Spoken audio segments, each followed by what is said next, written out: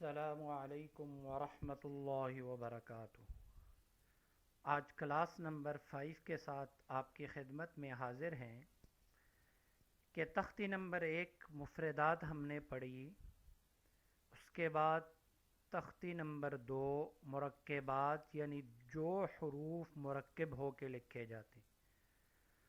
اب یہ تختی نمبر 3 ہے، اس کو کہتے ہیں حروف مقطعات، اور حروف مقطعات کا یاد کر لینا موجب برکت بھی ہے، تو کوشش یہ کریں کہ ان کو یاد کریں۔ اور یہ وہ حروف ہیں جو اللہ کے رموز میں سے ہیں، ان کے مطالب اللہ تعالی کی ذات کے علاوہ کسی کو معلوم نہیں ہے۔ ابتدا کرتے ہیں ہم اس رب کے بابرکت نام سے۔ اعوذ باللہ من الشیطان الرجیم، بسم اللہ الرحمن الرحیم۔ الف لام میم، الف لام میم صاد، الف لام را، الف لام میم را، کاف ها یا عین صاد، طه طاسیم میم، طاسین یاسین صاد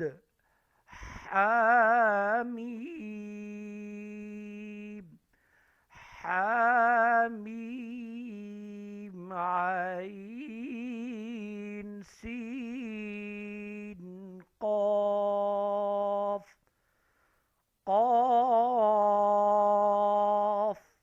نون۔ یہ حروف مقطعات ہیں۔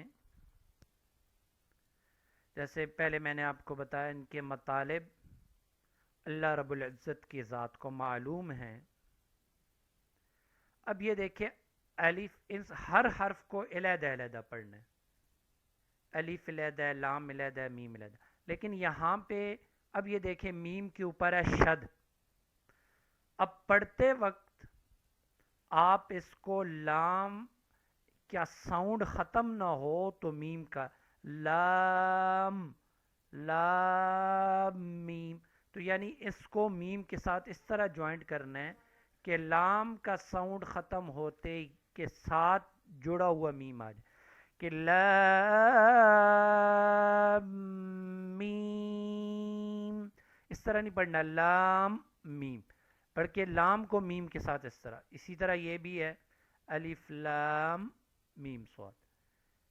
اور یہ مد، اس کو کہتے ہیں مد، یہ جو سمبل نشان ہے اس کو مد کہتے ہیں۔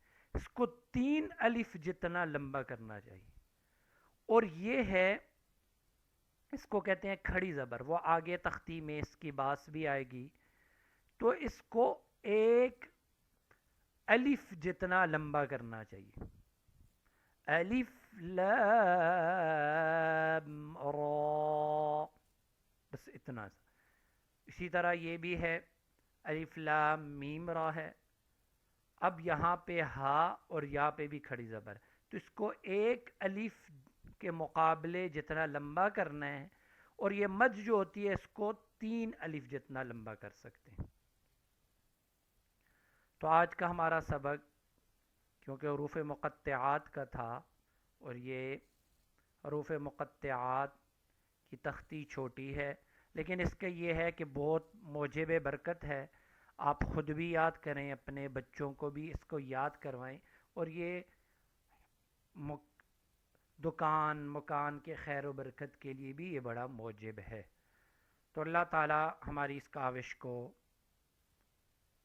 پایا تکمیل تک پہنچائے، اور اللہ سے مدد کی درخواست بھی ہے، اور آپ بھائیوں سے بھی، آپ سے بھی یہ درخواست ہے سب سے، کہ آپ کو اگر ہماری یہ کاوش، ہماری ویڈیو پسند آ رہی ہے، اس کو لائک کر کے ہمارے چینل کو سبسکرائب بھی کیجئے، اور ہمارا اس کاوش میں ہمارا حصہ بنے. والسلام علیکم ورحمۃ اللہ وبرکاتہ.